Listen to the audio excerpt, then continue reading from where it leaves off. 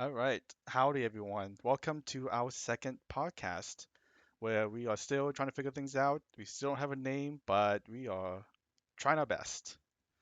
I, Sounds like the podcast name right there. what, trying our best? Yep.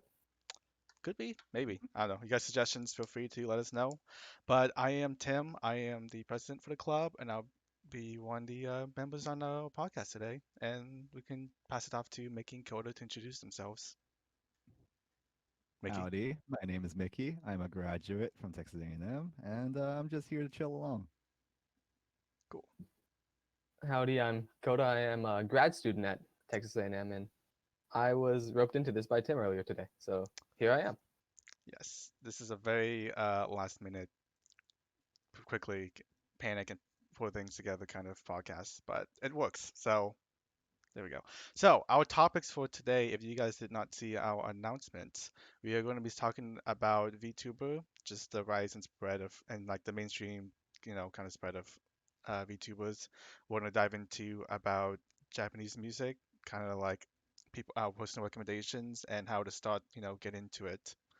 And we're going to move on to Japanese games, talking about a little bit about how Japanese games has began pretty popular over these last couple of years, along with kind of Chinese influence that's kind of encroaching on the market. And then if we have some time, then we'll talk a little bit about the seasonal animes that's been going on. But yeah, VTubers. Crunchy Rifle is asking who is our favorite YouTuber and why is it Corone? You see, that is factually incorrect because my favorite VTuber is obviously Corone 2.0, who is Advanced Corone, also known as Advanced Corona, who has killed 20,000 people in this country. Okay. Obvious.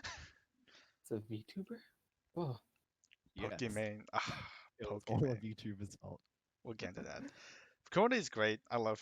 She's great. She's adorable. She's a bundle of joy to watch every time. But I The think one thing I don't understand about her is how she's alive. She has like the longest ass streams, how like long? 17 hours or more sometimes, are and they I'm just like, really? how are you alive? I didn't realize she I, went that long. But I know like She's done a couple of those before. I know that. I know yeah, I VT. know a few other VTubers that do that much as well. It seems typical for VTubers to stream like an extremely long amount of time, which I don't know. I've as someone who's like done some like streaming in the past, it is really easy to get burnt out just streaming for that long. So Yeah, but Corona is also Corona is also a little bit different, mainly because she also holds down a part-time job does she really? sometimes, and also she has to somehow sleep, I think. So Just going 10 the hours a day? fact that she manages a streaming time of basically her free time is very impressive. So I give her like an A plus, probably an S rank for effort at least. Mm-hmm. Like I said, she is cute. On top with like Yeah, the English fan subs they do when just like keep puppy noises with her little sound effects, it gets me. But Kona is definitely up there on top of like the Hololive VTubers. mhm, Suse, which is I know Mickey's favorite is one of Mickey's favorites as well, is great. adorable and murderous. Yes, I love Two her favorite qualities. her psychopath side, and then she's good at Tetris and singing, and it's just she's got a lot of traits in there that kind of makes up for just not just cuteness, but she's just really fun to watch too. And uh, I'm not a big fan of Peko, but I like watching her like troll the other VTubers on Minecraft and stuff. It's kind of entertaining, but she's a Sakura is great. I actually do like her a lot, mainly because she plays a bunch of a lot of games that I really like. So an example of that is her Metal Gear Solid playthroughs, which are really fun to watch because she's always bad at them. yeah. But yeah, I would say Suse and Korone are my like top two Hall Live people. How about you, Mickey? Who are your top It's a VTubers? bunch really. Ayame is still my favorite. Not Watame? Second I thought favorite, Watame was your favorite. Ayame, the Ayame. girl, the Oni girl. Yeah, yeah, but I thought the sheep was your favorite. Sheep? Watame? I Yeah, I mean, thought. she's great, but But she's not my obviously favorite. Shigure Ui. Gotcha. Like, my ranking system is like still sorry, it's still Suisei Ayame at the top, and I still can't decide between the two. They're Hmm. great, and then like Korone, Watame, Botan, yeah, are second, and then yeah, more. But of course, that's not including Niji Sanji. Niji Sanji and others are kind of like this weird complex mess where I will decide to watch whatever comes on my feed and I will enjoy it nonetheless. Well, Well, considering Niji Sanji has over 100 VTubers Yeah, within. and that's not happening on my end. I'll watch the ones which I care about. who's your favorite Kota? And then I can ask a little bit more Nichi-Sanji. My favorite for Hololive or in general? Just in general. You could do both if you want. I mean, the only one I really follow from Hololive would be Kanata, just because we Yeah. have the same birthday. Kanatan? Yeah, just because we have Yeah. the same birthday. But for in all VTubers considered, I'd probably say Shizuka Rin from Niji Sanji, since I've watched her do a lot of things like the Resident Evil franchise. She's been doing that for a long time. It's gotten me through many a paper just watching it. But there's also a bunch of VTubers that focus more on singing, and it's not necessarily a VTuber esque, but it's they still have that virtual avatar to capitalize on the market, similar to the Utaite phenomena. Why is it? Why do I feel like it's a requirement for, especially for Hall Life? Like, it's a requirement that all VTubers have to be able to sing, and it seemed like that's something they were like I think when they were searching for the English VTubers, that was literally one of the requirements is you will had to be able to like have a good singing voice. I mean, the entire point of their agency is that they are idols first and foremost, and then they also happen to be VTubers. So actually, that's the funny thing. Initially, Hololive and Niji Sanji were originally supposed to be idol things, Yeah, virtual idol things, the and then AKB. of course, hijinks ensued, and now we have lots of gameplay from them as well. Like, In fact, like Hololive originally had a gamer section basically, which hmm included Furuki and whatnot. But of course, once gaming was more and more popular, it's basically everyone does it like now. But I they want to kind of keep their roots, so maybe that idol aspect is still there. I get that, when Inside Out they were supposed to be like the AKB thing, but like at this point they're more like entertainers than idols at this point, and I feel like it shouldn't be like held down by the fact that this was supposed to be like an idol singing kind of group.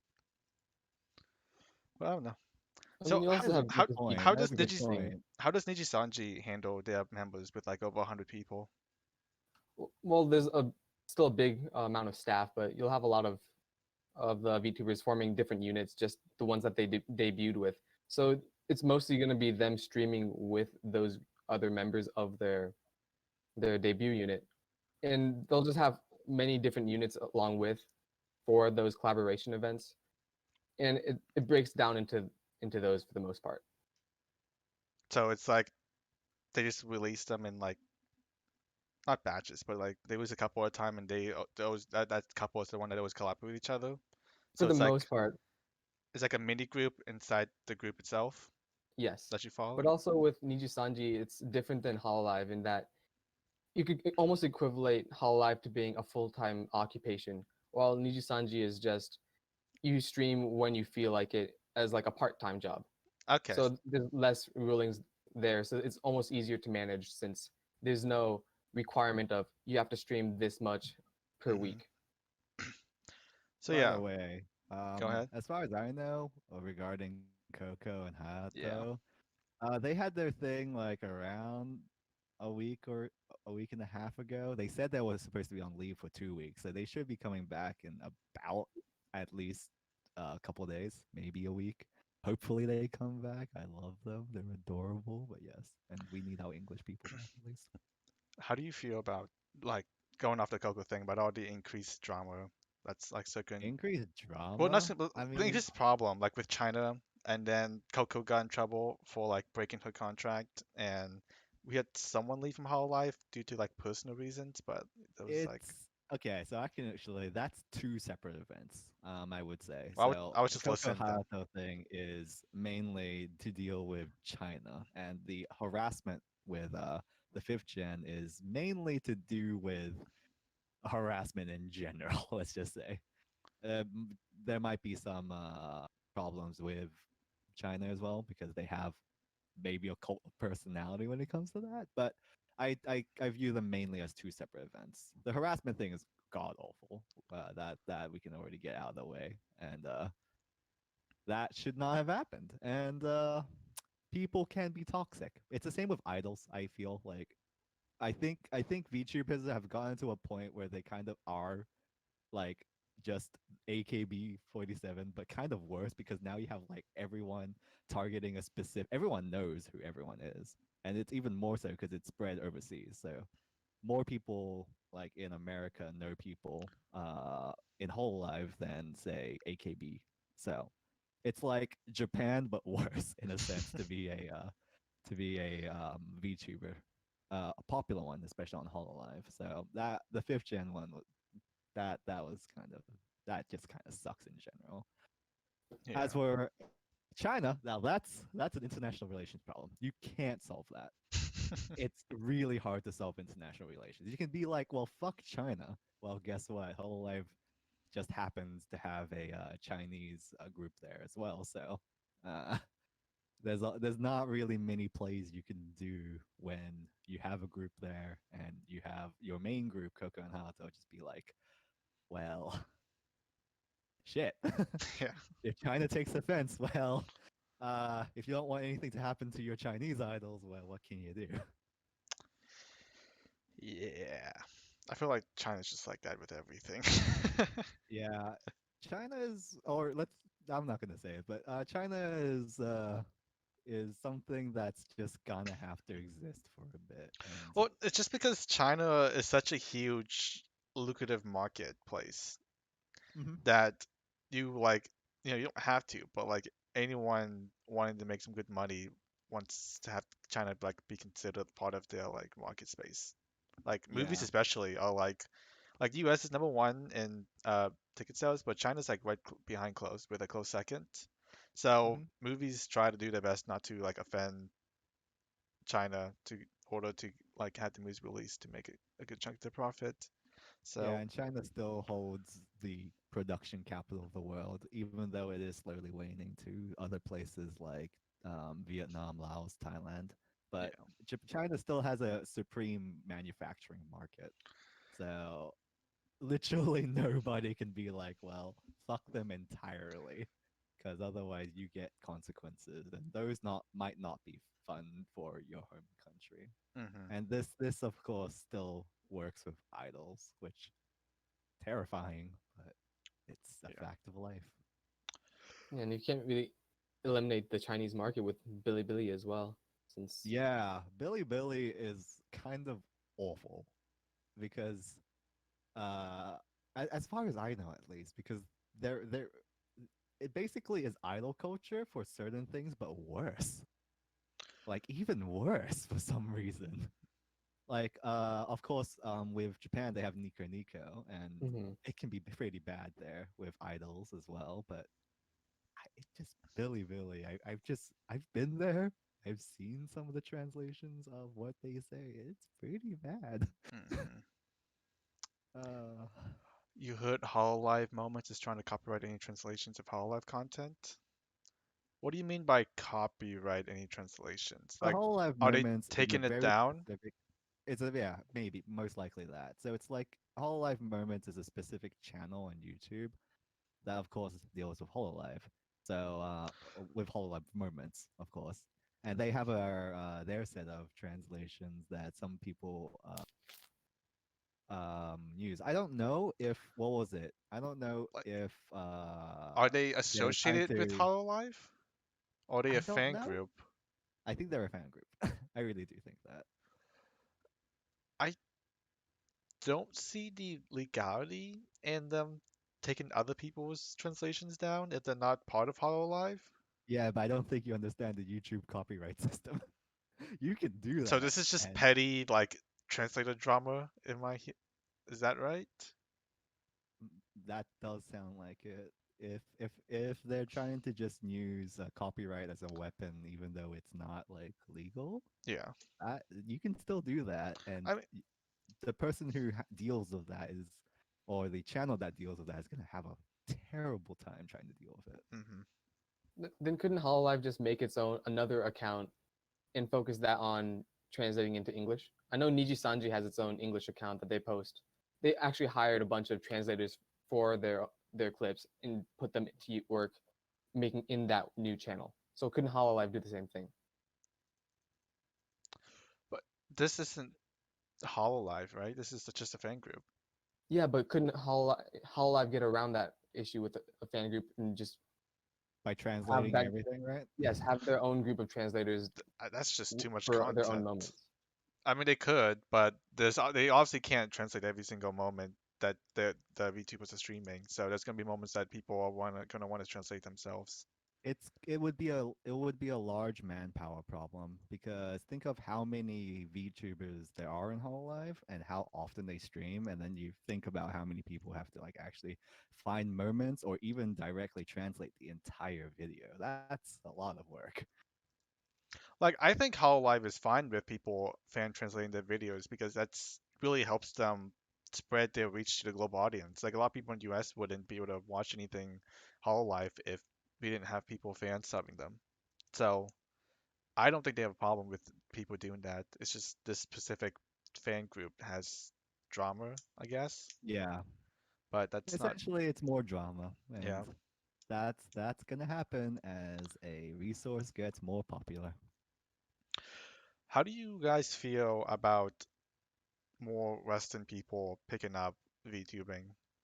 Like we have Hololive English, obviously, which just started a few weeks ago, but we also have like Pokemon and Lily Chu and like, just American people just becoming VTubers because I mean, it's perfectly fine. It's gonna expand even more people into Hololive, so I don't see that as a terrible I business I don't think decision. it's terrible. I'm just thinking on your takes of how like influential like VTubing It's has super become. influential. Like, think of how many people in our club did Hololive before the English people came out and were like, "Oh, I'm now interested in this entire aspect of Hololive." And now of course people who originally wanted to start with English have now tried going back and seeing like, oh, Corona is amazing, or like um let's not use Watame, let's use my favorite girl, Ayame. She's amazing. And obviously people who go from English and go back to Japanese are there are a lot of people that do that,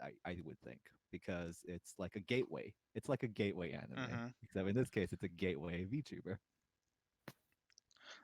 Yeah, I don't mind them using it since it's just a phenomena and a style of use. So just they're just hopping on the bandwagon and people are coming in and embracing that or looking at that as taking away something from their own ideas of VTuber. But is there really such a thing? They're just taking the concept of VTuber into their own market. So why should we complain about what they're doing? So I'm fine And with not it. only that, but Niji Sanji's done this for a long time.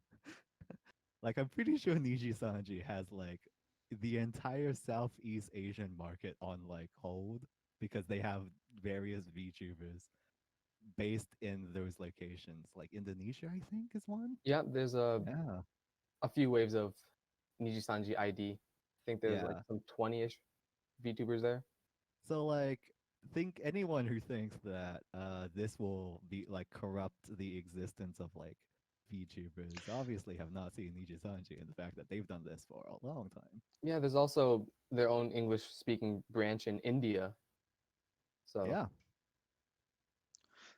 But like, do you think it's like okay for them just to slap on an avatar and be like, I'm a VTuber now, and or do you think like they got to do more with it? well, do you come Well, for the VTubering honestly, itself or the oh, content? go ahead. Yeah, it's based on content. It's based on whoever wants to watch them because of what they do. I watch a lot of Niji Sanji because of their singing prowess. I watch a lot of Hololive because they're genuinely funny. All right. If like I can like move on and to a different Hololive, oh sorry, different VTuber. Let's just go just because it's like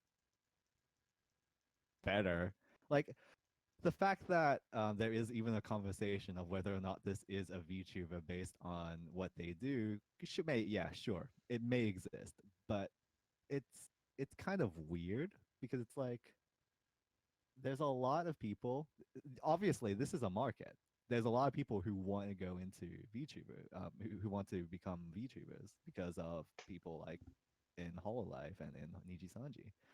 And it's similar to like what Dr. Doom Massive says, and it's just basically game YouTuber vlogging, but with with like a different face, an anonymous face in the form of an anime-ish character. Yeah, In I can. some groups or some people would also want to preserve their own anonymity. And having a VTuber avatar is a way for them to be able to better interact with their viewers. And that's a good reason why it's gained so much popularity in Japan with how they want to stay anonymous. So this spreading into other locations is just a marketing move by those new, say, American people who want to get into VTubering, and just VTuber. using it as a marketing strategy to get new viewers or people of, oh, this is interesting. Who is this? They look cute or whatever, and maybe then they'll stay for the content. I like how VTubing is now a verb. VTubing. All right. All right. So, what do you recommend for getting started with VTubers? Oh, Like, if those moments. Just start just watching a lot of moments and see if you enjoy them. And if just so, start watching more moments. just starting And clips. eventually, maybe if you want to, you can decide to watch the entire one of the archive videos that one of the VTubers may have. And if you don't understand it, that's perfectly fine. Or if you want to get even more excited, go to an English one. Just casually pulls up Corona 17-hour stream. Yeah, go pull up Corona's 17-hour stream and watch all of that. Honestly, VTubers are great for when you have shit to do and you don't mind listening to just something while you work. It is fantastic for that. Hmm. Yeah, if you find someone with a voice you like as well, then you're just gonna want to have that as background noise while you concentrate on something else. Just soothing sounds. Yeah, if Yep. you don't understand them, then you're just gonna have the soothing sound. I But don't. even if you're learning the language as well, this is a very good opportunity to try to practice or what you have been learning and see if you can understand some things that they're saying. I, What's really funny is that I've gotten to a point where I can't listen to streams because I actually try and pay attention to them they're trying to while I work, translate. and I'm just like, well, fuck, I'm not actually getting shit done. So I'm just at this point where I'm just like, okay, who's intelligible? Ah, Sakura. Sakura Miku makes no fucking sense even if you understand Japanese. Fantastic. We'll listen to her. I don't like her voice though. I could never do that. No, I understand that her voice is no. That's the reason. That's the reason because I can't understand her because she does that voice. So I can listen to her while working. I don't know about soothing music, soothing like background music because they like Oh no, scream you every like two obviously go. seconds. Yeah, I mean, there's a ton of singing streams though as well. Yeah, So Yeah, no, singing streams are perfectly fine yeah. Like when, because yeah, like when I study, I put on a bunch of like Japanese music just because I won't know what they're saying, so I don't pay attention to like the music itself. And I find that that's like my go-to when I'm trying to like concentrate, not like English, but like if I learn the language, then it probably wouldn't be as effective. But I kind yeah, of you get what can't you're oh put on no, a saying. it song is. that you know the It lyrics makes for. things a little bit harder to work. I That's will why say you go that. to insert songs with no lyrics, and then you're good. But then that's the reason why I own a shit ton of soundtracks. That's the main reason I can Hmm. listen to them and nothing happens but memories. All right. Any other thoughts and opinions on VTubers? Otherwise, we can move on. It's a fun phenomenon. It came out in 2018, and this is where we're at now. 2018. Yep, that's when the big ones came out like Fubuki came out then. When did I thought when did What's Kisuna the VTubing Ai started earlier. become a Yeah. thing? Because even though Kisuna Ai isn't really the same association with like VTubing as like the other VTubers, I think she was like the one that planted the minds Yep, of this 2018. could be a thing. No, Kizuna I was 3 years ago. She was Ah, Kizuna Eye was 2016. the UT. Yeah, 2016 is when she popped off. Kizunai was the main one, that was just about like just a virtual avatar Yeah, kind of, it maybe wasn't some it wasn't tuning. necessarily It wasn't VTubing, but she was like, VTuber as we knew it until like Fubuki. She's the one who did the giant ass popularity in Japan, and yeah. then of course we have new Hololive English, which spreads it even more to the West. hmm Yeah, like she's the godmother of VTubers. Yeah, like I don't. I think she's very different from in the like what we consider VTubing right now. But I think without her, I don't think VTubing would be a thing right now if she didn't like lay the idea that someone personifying an online like character is was like a profitable thing. No, I'm that's a still fair statement. I'm still waiting for a second season of the VTuber anime, Oh my You will gosh. not get it. which makes me upset since I love that show. Watch it be a whole live anime. There will, there I'd will still probably somewhere. watch it just in curiosity. If there's a collaboration between like Hololive and Azure Lane and Hololive and lots of other things, there'll eventually be an anime. In fact, they've already made one. Have It's they? their shorts.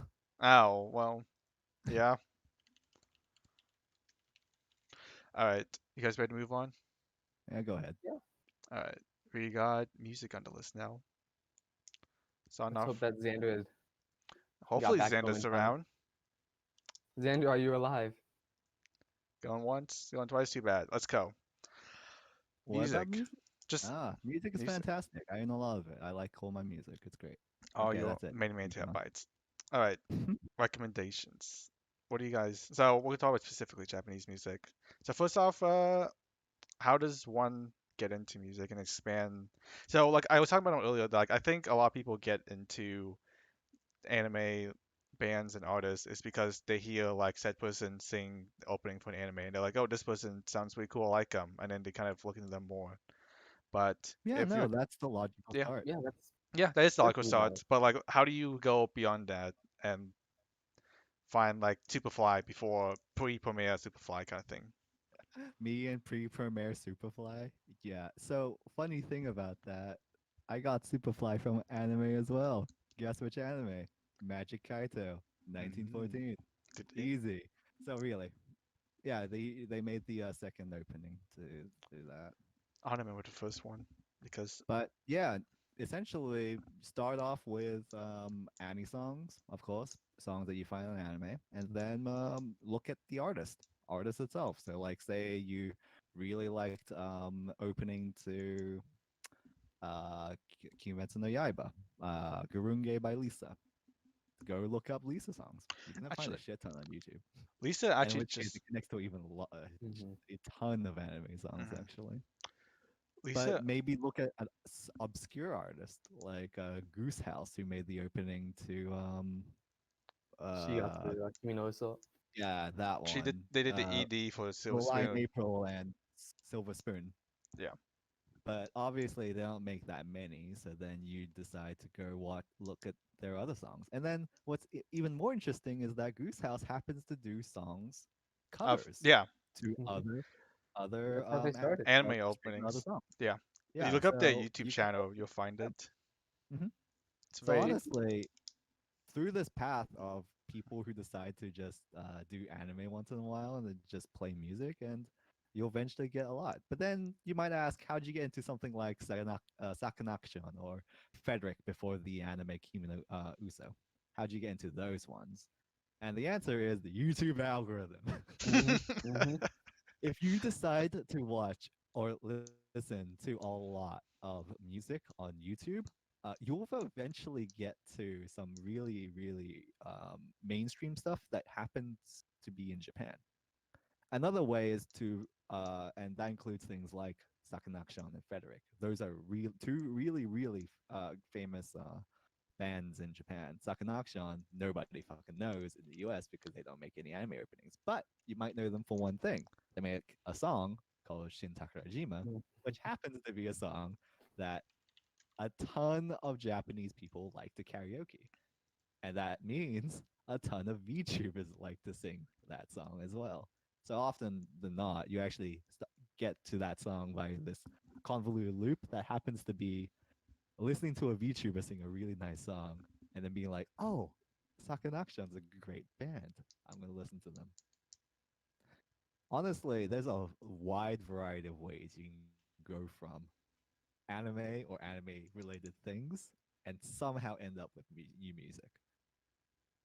For example, I decided to listen to Jam Project's One Punch Man, and now obviously I have the entire 500 album set, 21 of them, and now I have the entire set for Jam Project, and it's fantastic. Learning lots of songs in there. Yeah, basically just find an anime song that you like. Try to find the original video of it on YouTube, so the MV that the band did itself, and then from there go just look at the sidebar and see other band names that you might not recognize. Then just explore those. Since I that's what I did quite a few years ago. I was looking up the singer Nano. She's done a few anime songs as well, but that showed me bands such as Alexandros and Sekai no Owari, and just going from there, just branch out even more and more until you're gonna have this big web of different bands that you've heard of before. Hmm. Yeah. And if you don't want to go through that route as well, then obviously you can just look at their song list. If you can't expand into other bands, then just start with your main one. You might find something else interesting from them.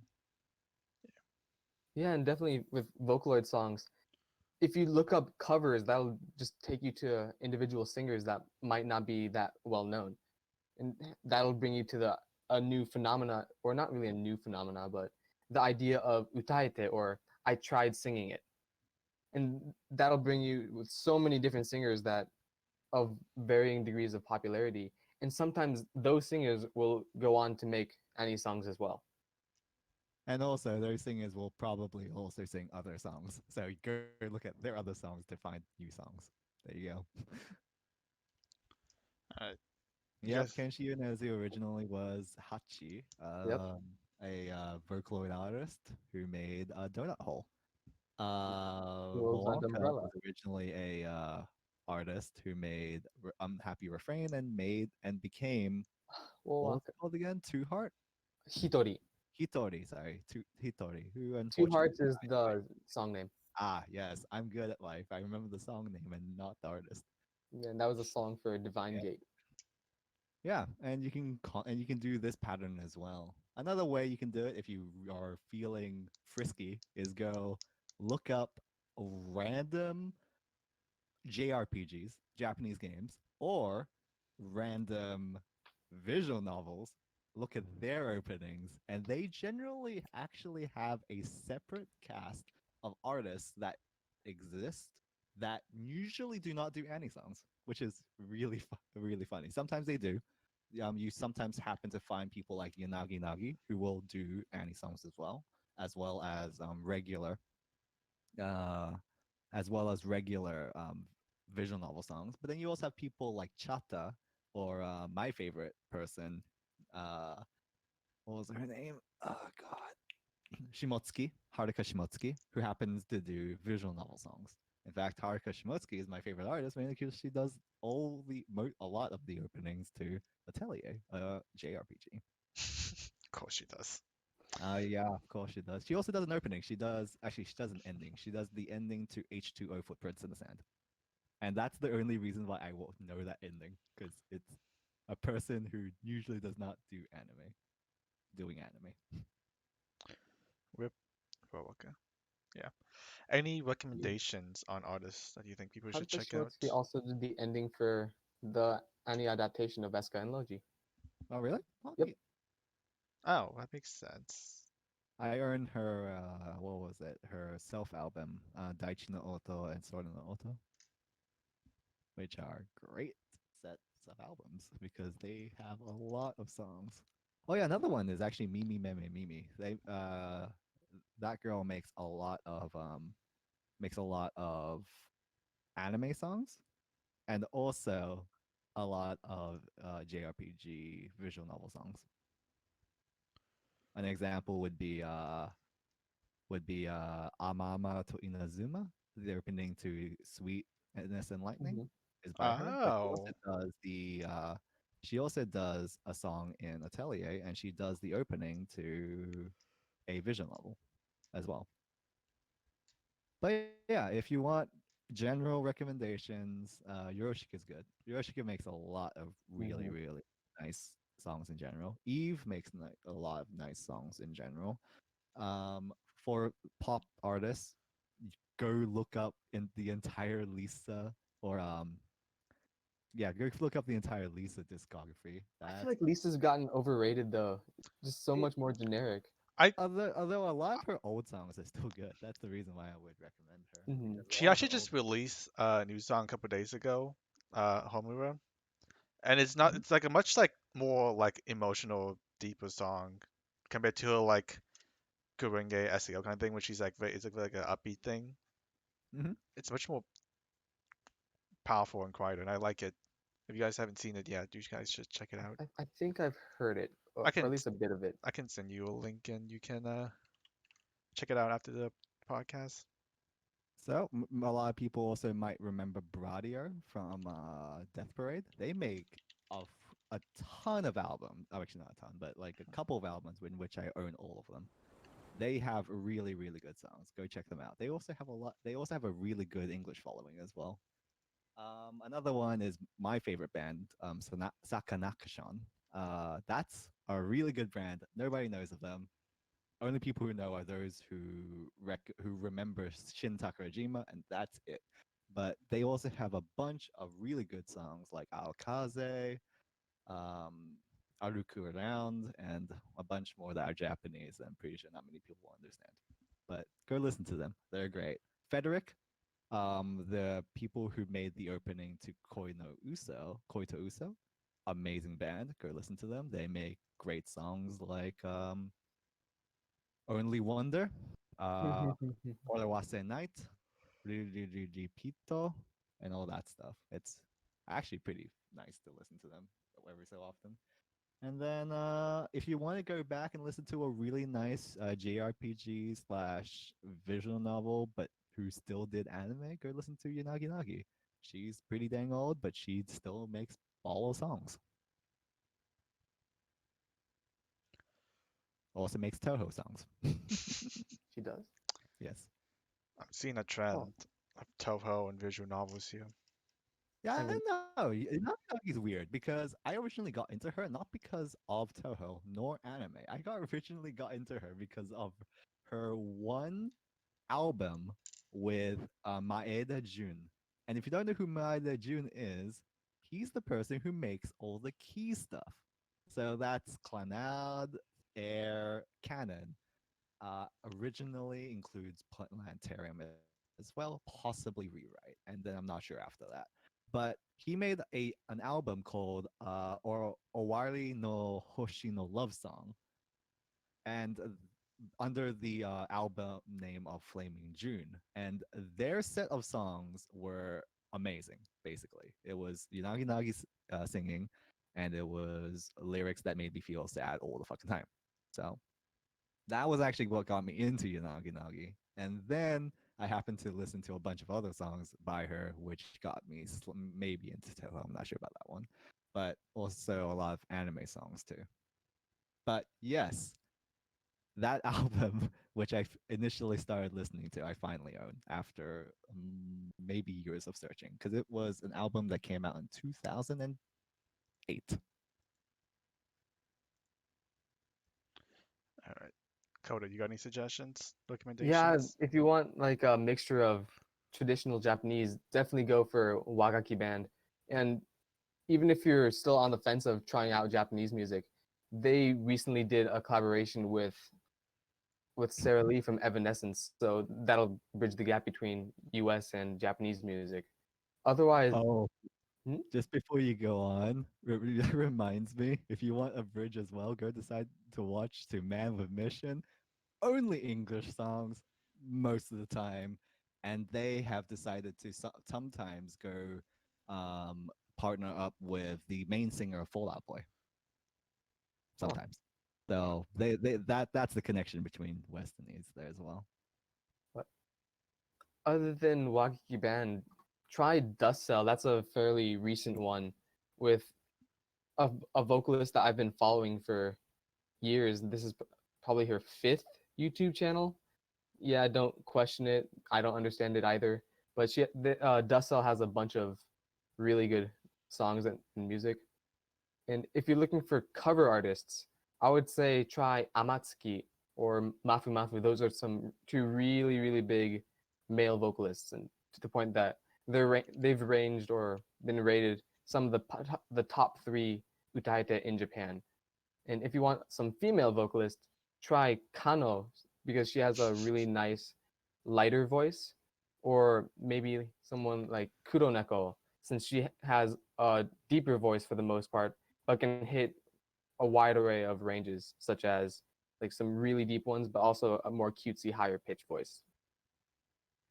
She's also the person who happened to do the opening to Kuzu no Honkai. So if you happen to know that song, she made that song, and it's a fantastic song. What about you, Tim? What are your Neko recommendations? became a VTuber.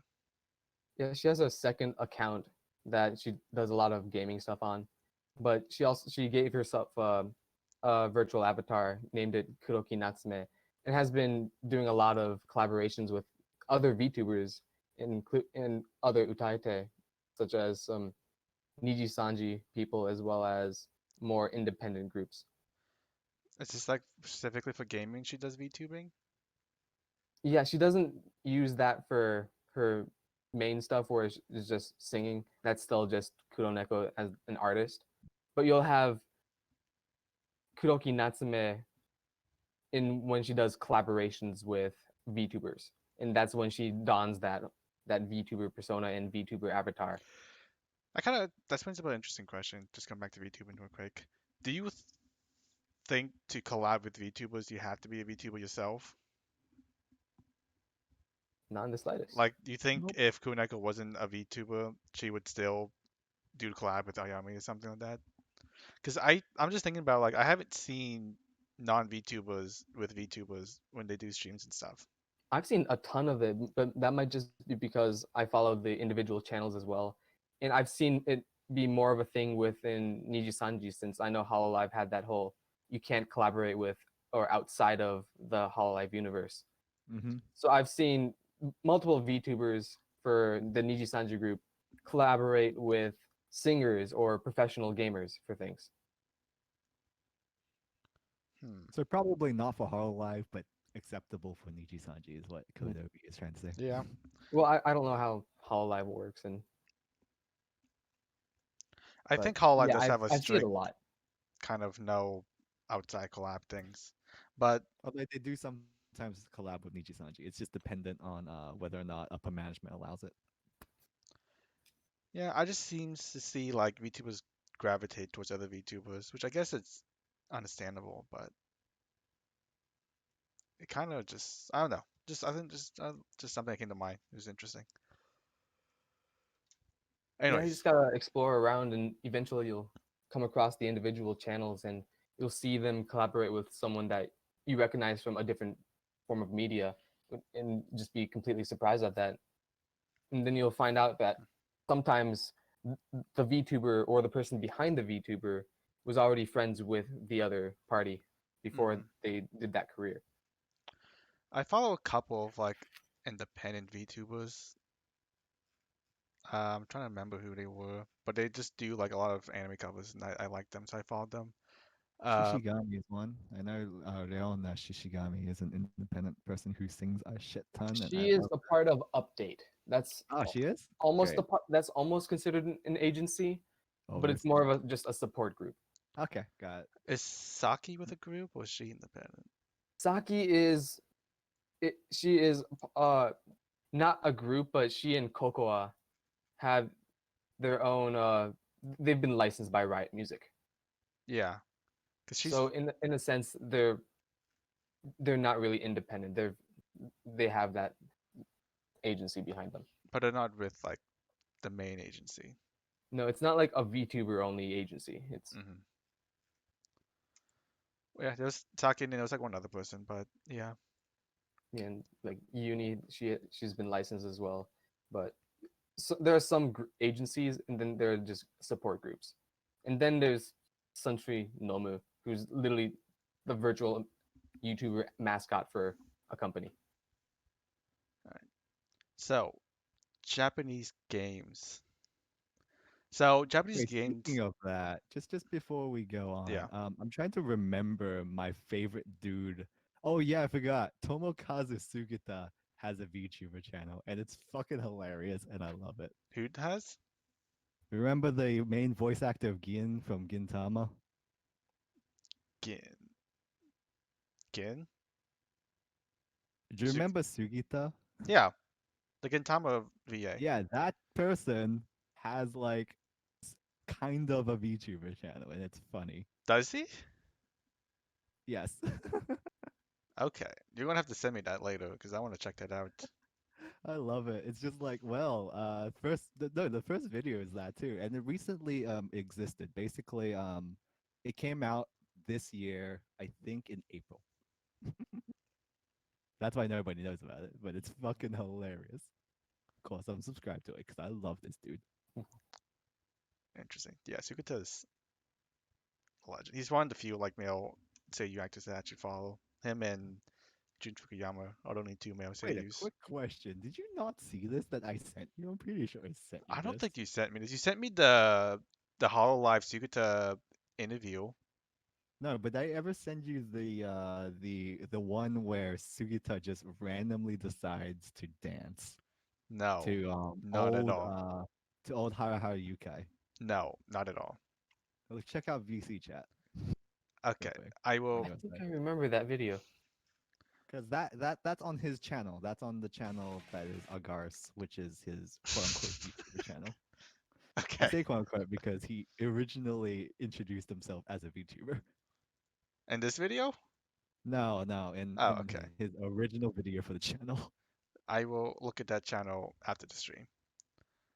That's fair. But yeah, Anyway, uh, let's move on. move on to video games. So it seems lately that Japanese games has been getting increasingly popular in overseas market, starting with Mhm. like Persona 5, Nier, um, Violent Three Houses, and all these like I had a couple others, but I'm blanking. But yeah, so what do you think Japanese like? I don't know. What do you think is causing the surge of all these different like not just one title, but just like a whole wide variety of Japanese titles just becoming like increasingly popular in the U.S. The thing is that there have been a bunch of Japanese games that have come to the West, and a lot of I people know about them. I think so. I That think there's includes always things like been Final Fantasy. It's like a always cult been there. following of them, but it seems like nowadays it's Resident Evil has always been there. hmm but it seems lately that a lot of like it's not just like I said, there's always like a group of people that was like always like I was always a Persona fan or I always liked the original Nia games, but Mhm. for some reason it seems like now it just like exploded all of a sudden.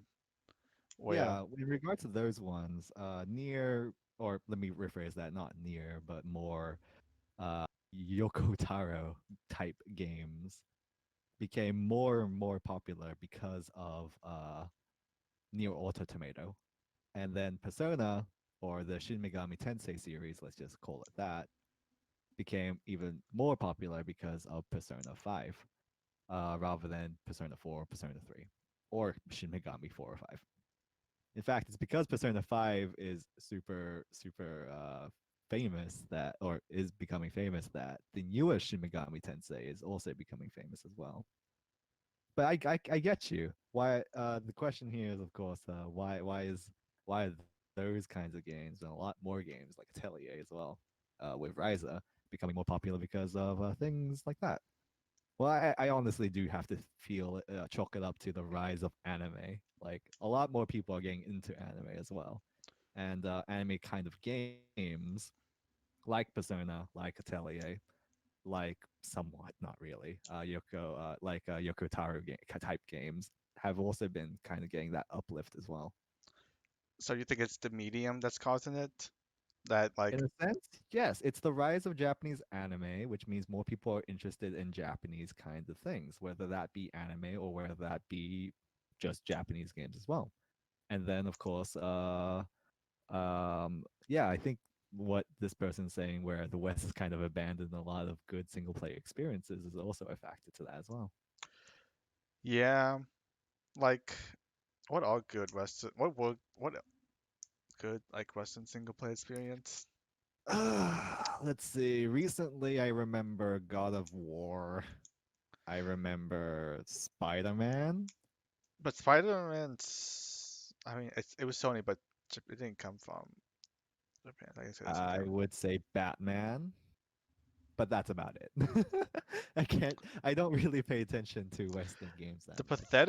This Bethesda series used to be really good, Yeah, but but then Fallout 4 came out, and not many people were a fan of that. for And people were then fine with also, four. People weren't a fan of no, 76 and no, everything people after. were kind of fine with 4. The dialogue options of 4, which made the single player experience, which is the forefront of single player experience, was horrific. The dialogue choices were like sarcastic, great, bad. And it's just like, what the fuck do they mean? You press all of them and it turns out they're the exact same response.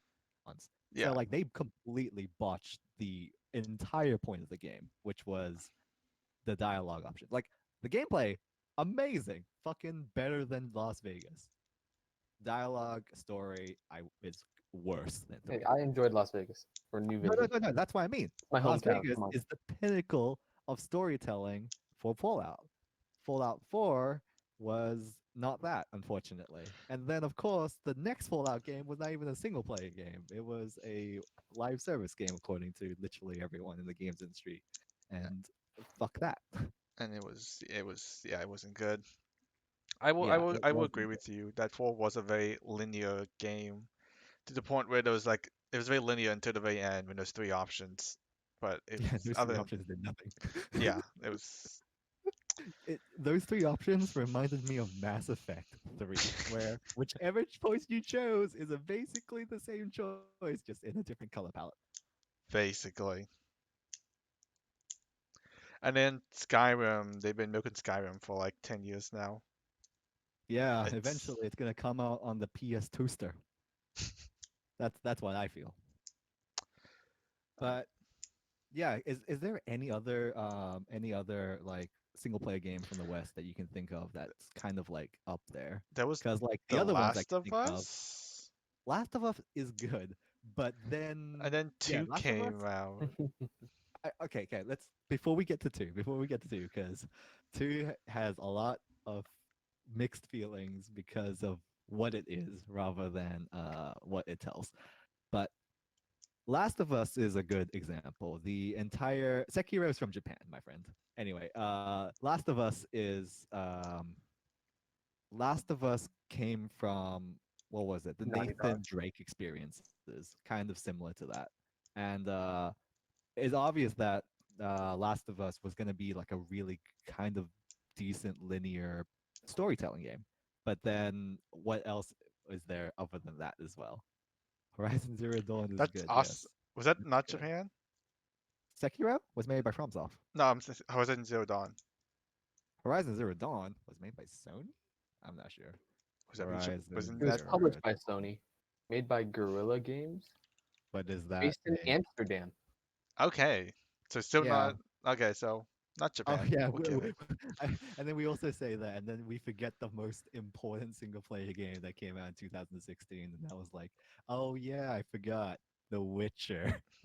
That's four. Oh, but Witcher The feels so Witcher. old at this point. The Witcher is old. It's 4 years old. It came out in 2016, the same year as a Auto Tomato. It feels older than that. It's 15. You lied. 50? Oh, 15. weird.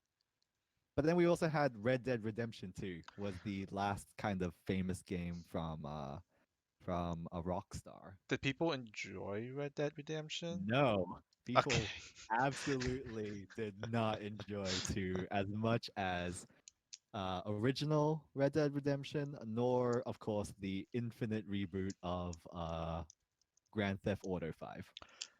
Yeah, I feel like Western games are in this like intermission phase where they only do sequels, and the sequels are always just not very good. Yeah, but then we can also wait for things like Cyberpunk that comes out in like a month. Hopefully, it'll be good and I not a hope, I disappointment. really do hope, but I also have to not like want to talk about why it should be coming out in a month rather than 3 because it's like CD Projekt Red has been like crunching their employees for I like I'm just weeks. getting flashbacks to No Man's Skies and how everyone overhyped that to all hell, and when it came out, it was just a major Yeah, disappointment. yeah, but look, Final Fantasy Remake was perfectly fine except for the Ex- ending, according to some ex- people. Except it was only half a game, I was fine with that. It expanded the rest of the universe, and I was actually perfectly fine with that. I got to know Jessie. She's amazing. a third of the game. But yeah, I feel like It's about half the game. Like the first half of original Final Fantasy VII was you being stuck in Midgard. So I don't want to start this like precedent of releasing half of a game at a time. yeah, Where I will say the marketing kind of shit on that because it's like, well, it's not the entire game, but I was fine with my experience, so I can't really fault that at least. this time it's fine, but I just feel like that's going to become a thing because where they say, oh, we're like working this for like 20 years and we'll just release the game maybe like 4 years and it'll be like one fourth of a game kind of dealio. Well, Like, they kind of had to make up for Final Fantasy 15. yeah, That game was a storytelling nightmare. Hellblade, Edith, So Kentucky those are Route. the great new single player story games, of which I only know 2 of them. I've Oh no, I know 3 of them. I don't know any of them. Hellblade is a indie game series that proved that you don't need a entire AAA studio to make a very, very pretty and nice game, and that functions perfectly fine. Edith Finch is a 100% storytelling game. Like there is little to no action, like little to no like player action, but it is really, really good at giving you the actions that are necessary to play the game in such a way that it's also a storytelling device. So that's Edith Finch. I have no idea about Kentucky. And Disco Elysium is kind of like, oh wait, we also had speaking of Disco Elysium, we also had the new game by Obsidian. What was that one called? Something Obsidian. about space. Fuck. Okay. Uh, Obsidian Games. Let's the check it. Outer Outer World, World. There you go. the They made that game. That was like the newest IP I can think of that kind of like Bethesda. yeah, I heard it was like a Bethesda inspired. It is because it's made by Obsidian, and Obsidian's the people who made Las Vegas. I have yet to Mm. play it, but I did hear good It's things about it. not okay. So the thing about Obsidian about Outer Worlds is that it's fine as a game and gameplay aspect. It falters in certain areas, like the story and certain other aspects of things. But it's also better than Fallout 4. So I'm perfectly fine with playing Outer Okay. Worlds. So I actually am fine with that. So Outer Worlds is something that not many people know about, apparently, but is another IP we can add to the Western IP list. To be honest, I didn't But know about it because it was on the Microsoft Pass, so it was free yeah, for everyone who had it, and all my friends were talking about and playing it. But other than yeah. that, I didn't hear anything about the game beforehand. Hmm, okay. Oh yeah, and also Ghost of Tsushima came out recently, and that was made Is that not by my Japan? favorite. Huh? That's not Japan? That was No, US. that was made by Insomniac Games, who originally made Ratchet and Oh, Clank games, good on and them. that game is actually really good. So that's one that is recent, a really recent game, came out like a month ago, but is another single player experience game. But that other than that, a lot of games. I don't know if you consider that a lot of games for like over 4 years. That's During the 4 years we have, that's the ones that I guess are popular from a Western standpoint when it comes to single player games. and then we have Final Fantasy, But those, Nier, of course, were always Japanese Persona. games. Yeah, and then we have Final Fantasy 15, which kind of reinvigorated the Final Fantasy community again, even though it was a shit game. We have Persona, coming from Persona 5. Uh, some people might know Persona 4. Some people might remember Persona 4 Golden on PSP original, which was a really fantastic game. But if they were to remember anything, they were to remember Persona 3, which Yeah, was on the PS2. that's the one I remember. Yeah, and then other Japanese games that recently got popular. Final Fantasy VII, it was one of remake was one of the most popular Final Fantasy games because it was the most hyped Final Fantasy game past uh in the past year or so. That game I think is a masterpiece. I like that game too much. Even if they do the storytelling twist, it's perfectly fine. I love that Animal game. The Crossing? Oh combat yeah. system. Animal Crossing. Okay, so the thing about Animal Crossing is I have no idea if that became more popular or It became exactly the same it because I know a lot of people who originally played the other Animal Crossing on like the what was it, DS. I definitely know a lot of people who have never played Animal Crossing before, and the Animal Crossing, the new one, was their first like Animal Crossing game. Okay, okay. Because speaking of that, there's also Fire Emblem. Because Yeah, Fire Emblem became three super houses. popular, I believe, during Awakening, Well, which was on yes, 3DS. Fire Emblem had like three phases of its life so far. First, there was like the OG Fire Emblem, where it was basically a very strategy, just turn-based combat game, and that Yep. was the point up until Awakening. Awakening took more like a vision of a route where there was a lot You more. mean the dating Yeah, simulator the route? dating sim mode. Yeah, it was a very dating sim now, where everyone just cared about the character and their relationship with each other and trying to unlock other supports and stuff. Even there were supports in the earlier Fire Emblems, it wasn't quite as like invested quite as much as Awakening. Hmm. And now we're in like in Three Houses, like the next version of Awakening, where it's like it's wait, hold on, sorry. It's a lot more. It's revamped basically Awakening, where I feel like Fire Emblem is not it's not a strategy game anymore.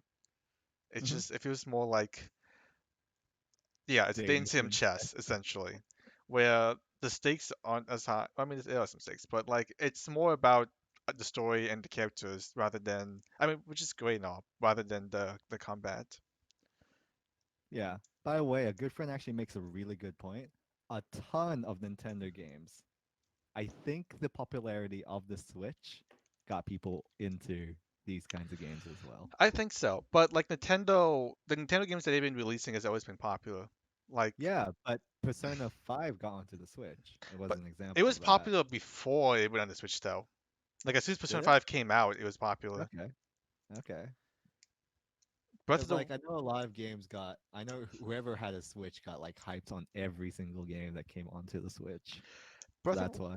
I'll give you Breath of the Wild, and I feel like that's because they reinvented the the series essentially. Because Mhm. I feel like that's what Japan does really well is they reinvented. Like Fire Emblem was getting bland, and they reinvented it twice now to make it interesting and attract new people. Zelda, I guess they reinvented, and people like love the open world concept. I don't know what you're While talking about. Ryza has been I mean Atelier has been exactly the same game ever since the first game. I also feel like Ryza hasn't been getting the And yet extreme everybody boost. was clamoring over Ryza's size. Her thighs, but that's because that's the internet.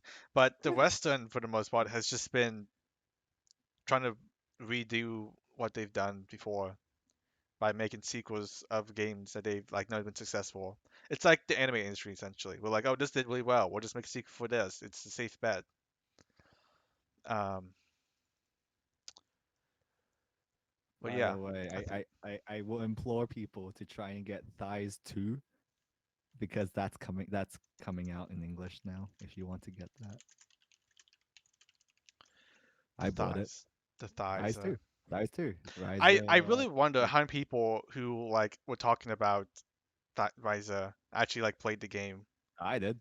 I mean, you did because you're like the hardcore Atelier fan, but like I really wonder how many I people. I I don't know. It's the same with anime in a sense. actually it's even worse than that because you would require the platform to also play it on. It was only on Switch and only on PS4. So those who wanted to play Ryza, of course, would need a console like that prior. But I have no idea. Ryza is one of those. I mean, not Ryza, but Atelier is one of those things which I don't think I can get a reading on because, as far as I know, I've talked to a bunch of people in our club and in other clubs where I'm just like, wait a minute. Like I feel The like only people who know Ryza were probably, well, sorry, the only people who played Ryza were people who've already played the other Atelier games.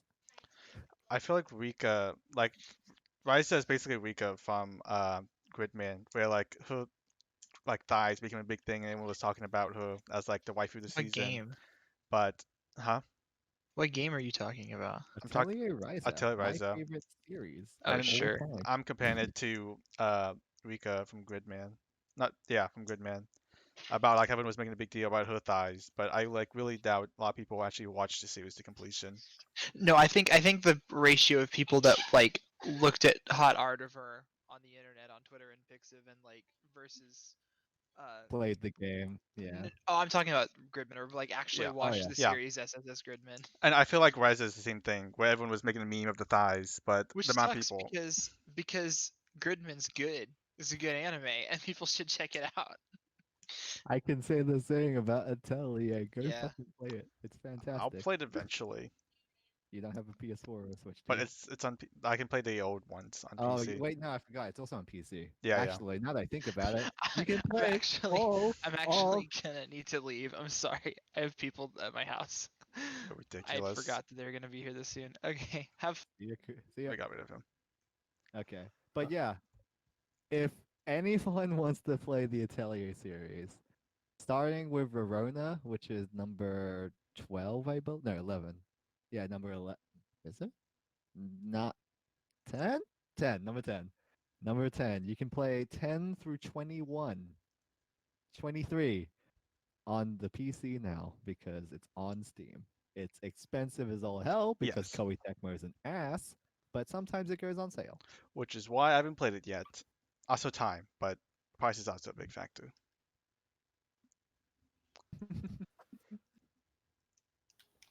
But yes, let's continue on with our discussion.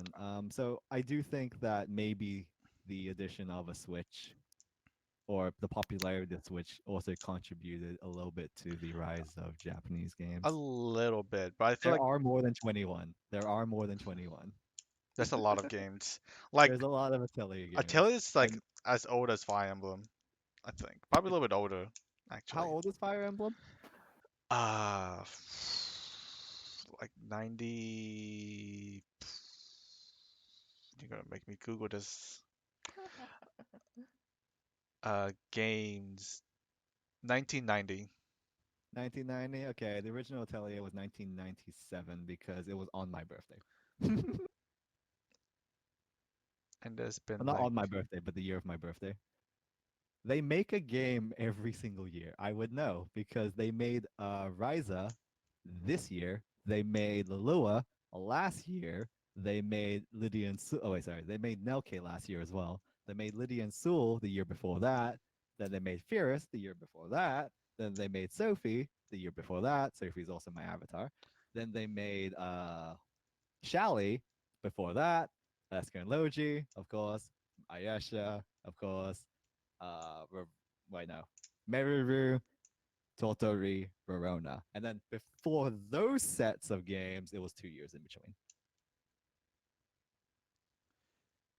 it's technically, Yes, I know all of the game names. I'm fantastic, aren't I? I yes. just play all of them. What a hardcore fan.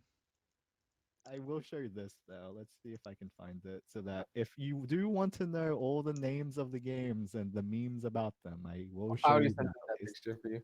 I love that picture and I can explain it to everyone. Maybe But another yes, time. yeah, no, that's Pokemon's been another really time. popular for a long time, so they might be a gateway to more JRPGs. I think Yeah, but that's Pokemon has always been definitely popular. true, but I think they're saying that Pokemon is a good gate. It allows people to discover more JRPGs. Yeah, but at the same time, I have like this kind of feel with Pokemon where it's always has been popular. Where if you were maybe if people who decided to go into the new game, into new Pokemon, the people who do that are either one of two types of people: people who want to play the new game because they've played Pokemon before, or newer players who get into Pokemon because of that game. But more likely than not, they're most likely gonna go back to the original Pokemon games rather than go into JRPGs. I also feel Because like Pokemon is one of those games which I do believe is a little bit too mainstream, such that it's a little bit. Maybe you will get into more JRPGs, but more likely than not, you'll just be playing Pokemon. Pokemon's a very outdated JRPG with like the turn-based combat system Mm-hmm. because like most JRPGs don't really have like the old like Final Fantasy like turn-based combat that Pokemon kind of does. But like the only game I can think about that does that nowadays was like Octopath, but that's because it was trying to imitate the older like JRPG style. Mm-hmm. But Yeah, I don't really see. I mean, I think it's good for introducing them to new games, but I don't think the game like I think Pokemon's a very unique style of gameplay I where think it's it's hard to too say mainstream. That's that if you honestly like what Pokemon, I you'll think it like is. X game. Like I don't think you can easily translate into that. Like I think you can say if you like a It's Taylor, you'll like this other game, but I don't think there's one for it's like similar to Pokemon. Bioshock, not Bioshock. It's similar to Biohazard, or as the West calls it, Resident Evil. If you got into Resident Evil, you're not playing another JRPG most likely, unless you're talking about maybe the old ones. If you got into like maybe Resident Evil 2 or 3, you might be able to get into Fatal Frame. But if you go into like the newer Resident Evils, like 5, 4, 5 and upwards, maybe not 6 because nobody gives a shit about that game. But yeah, if you got into those ones, you're probably gonna um stick to those kinds of games and also Western shooters. Dude, Uh, is Dragon Quest is is a Dragon Quest a game which I'm is, pretty sure is not actually popular. I was gonna It's say I don't think a lot of people know what Dragon Quest is. I think it's that's a it's very strange niche. because it's super popular in Japan because it's the game that got that basically was made the main trope of like the hero demon king kind of Hmm. thing that you hear literally everywhere in isekais Yeah, nowadays, and you see because references to that a that's lot. the original game that did that. But what's funny is that not many people know about in the West, other than of course nowadays because of Smash, because of Hero. But yeah, I'm pretty sure not actually many people have played or will play a Dragon Quest game. No. So that's kind of like a point where I'm just like, well, maybe, but at the same time, it's more likely than not that Dragon Quest is one of those games where if you got into it already, you're more than likely to or have already played other JRPGs. I think they would need to reinvent Dragon Quest to make it more welcoming for new people. Hmm. I guess one game series that I can kind of think about where they may have done the opposite, where it may have been popular in the West, but nowadays not many people know about it, is what was it? The other Koei Tecmo games. What was it called? It's the one where Warriors had their fighting system from. You Oh. mean Dynasty Warriors? Yeah, Dynasty Warriors. Yes. That was a game series which I know was popular in the West for maybe a couple of years, like when we're talking about the older ones, the ones on the PS2. But then when the PS3 era and PS4 era with 8 and 9 came out, nobody wanted to play it and nobody knows about it except for the games where the spin-offs happened, where basically they took the mechanics but put it to other games like Hyrule Warriors and the other weird Koei Tecmo game where they decided to take the formula but put it with all of the Koei Tecmo characters. That includes Atelier, and believe it or not, Dead or Alive volleyball fighting, volleyball extreme. Yes, they had that too. So How that d- was yeah. How did you guys feel about game remakes. Remakes? Yeah, like how they remade Final Fantasy, and how they remade like Resident Evil. I If think it's those type of different, games. if it's sufficiently different. Okay, so the thing is, um, w- it's kind of dependent on what you kind of get from a remake. I have no expectations for a remake, for example. Like a remake exists, and I'm like, well, great. I'll decide to change, try it, and see what they change. I'm looking for change mainly, but sometimes, in the case of Resident Evil 1 and 2, there was no change. It's kind of very similar, just updated graphics and updated everything. In the case of Resident Evil 1 and 2, that was perfect. It was fine. I kind of just expected that, and that's great. But with Final Fantasy VII, despite the fact that they did change quite a lot of it, well, not a lot of it, but yeah, okay, they changed a lot of it, but kind of kept the story more or less the same until the second half. I was perfectly fine with that too. Like, it's weird because it's dependent on what the game is trying to do, essentially. If the game is trying to have updated gameplay graphics but kind of keep everything the same in the case of Resident Evil 1 and 2 and it communicates that well, then that's the sign of a good remake. In the case of Final Fantasy VII remake, where they decided to change up a little bit, add more to the story, kind of keep maybe a semblance of the maybe the world. That's about it, and kind of expand on the rest, and yet still kind of portray it in such a way where they kind of indicated that this is what they wanted. Then yeah, I'm Like, perfectly fine with that too. It was excellently made, and that's what I think about it. what do you think the purpose of a remake is? Because to me, when they remake a game, when I think that it's usually from an old game that no one would ever touch, like some game on like the PS1 or something, and re they just remake it with updated graphics and a new console, so people who haven't played it back then will enjoy it. You see, what's funny about that is there's a word for that. It's called remaster, Yeah. and they and the Western people have done that for years. So Jack and Daxter remastered, Ratchet and Clank remastered, the Sly Collection remastered. Uh, what was it called again? Devil Those May Cry HD. No, that one. And good. Full Metal. It's not Full Metal Alchemist. Solid. Oh, what was fucking called again? Metal Metal Gear Gear Solid. Solid Collection remastered And is Master all Chief Collections. essentially under this thing called a remaster. So when I hear remake, I actually do think it is different. So where they do try and change something. In which case, the fact that Resident Evil 1 and 2 is classified as a remake is different Do than you expected because that should be a prefer remaster. remakes or do you prefer remasters? Personally, I prefer remakes mainly because if I really wanted to, and I had the dedication to, I could probably play the original game. See, that's just Especially, before we continue on, especially since older games are most likely to be from the PS2 era or before, where you can actually emulate them on your computer. see, I feel like most people wouldn't be willing to go back to play old console games like that. Like, I Mhm. think a lot of people would be turned off by the outdated graphics and controls and stuff. That's understandable. But at the same time, it's just like it's similar to that conundrum with Metal Gear. Let's go with Metal Gear. Uh, yeah, just go with Metal Gear. So obviously we have Metal Gear 1 and 2, which are from the PS2 era.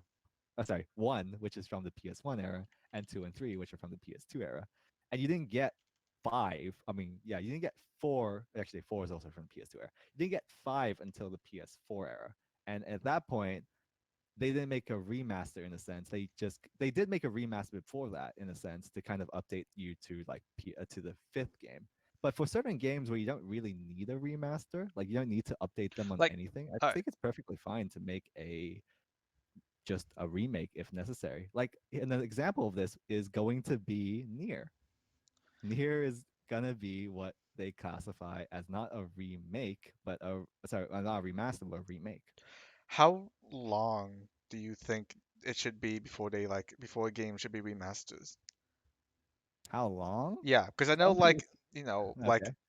Skyrim for example got a remaster like 3 4 years down the line, but That game gets a remaster every fucking yeah, year, or but even it was basically forever. a PC remasters where they just updated the graphics. But I don't think the game itself needed a remastering at that point. And I know like BioShock 1 got a Hmm. remastered where they updated So graphics. the But thing I is think that yeah. I don't think you ever need a remaster. The only time where I would classify something as a remaster that would be necessary to be made is if it's not actually a remaster, it's a remake. An example of this is Kingdom Hearts. Kingdom Hearts Chain of Memories, where the original game was on the Game Boy Advance. And that game was there, but then they remastered it, remade it into Chain of Memories on the PS2 with a different system, essentially. Different graphics, different movement, different card system. Or actually, same card system, just in a But different was the way. story still the same? Story was still the same, but I they would changed something. They did something different I to would it. They still up, call that a remaster. but they didn't change the graphics. They changed the gameplay as I mean, well. remake remaster could change it's just making it modernized so it's like accessible for the Mhm. everyday for this like current generation of people, which includes like changing the controls and combat system occasionally. Like we when I think remaster like remake, I think like Final Fantasy where they peeled off from the main storyline and made it a completely different game essentially. But if it's basically the same game, just they just updated it to make it more comfortable for people nowadays, then that's to me is a remaster still.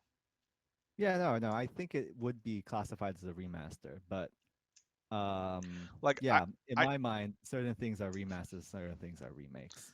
I think that's just extremely lazy if you're just slapping updated graphics and be like, okay, we'll just release this game for $60 again.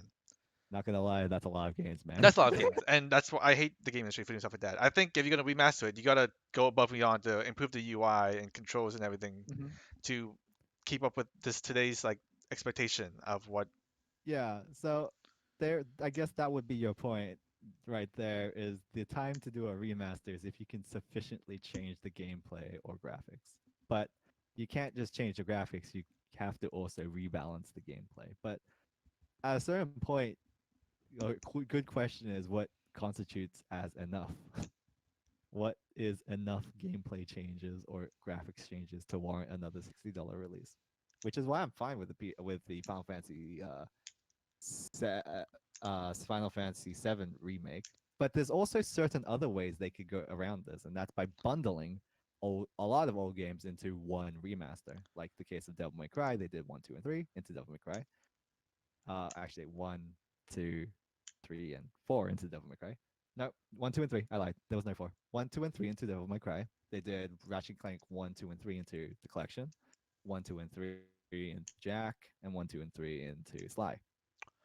And Master Chief Collection, of course, is 1, 2, and 3 for Master Chief Collection as well. But and if they charge like a total amount of $60, that's the equivalent of $20 per game, which is probably what you can get on the used market for the original games. Yeah. So at that point, that's perfectly fine. It's kind of like a mix of a remaster and a bundle, which is I'm perfectly fine with that as long as the overall cost is around, I would say, what you could get the old games for. Going back to the Japanese kind of stuff. What do you guys think about China coming in and kind of imitating the Japanese I think market it's pretty cool. games?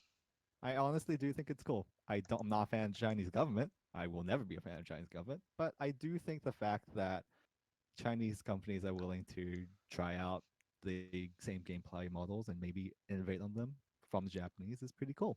I will say that I do have an apprehension to them because of the Chinese government, because the Chinese government controls the Chinese company, and that's kind of sus, and I don't like that.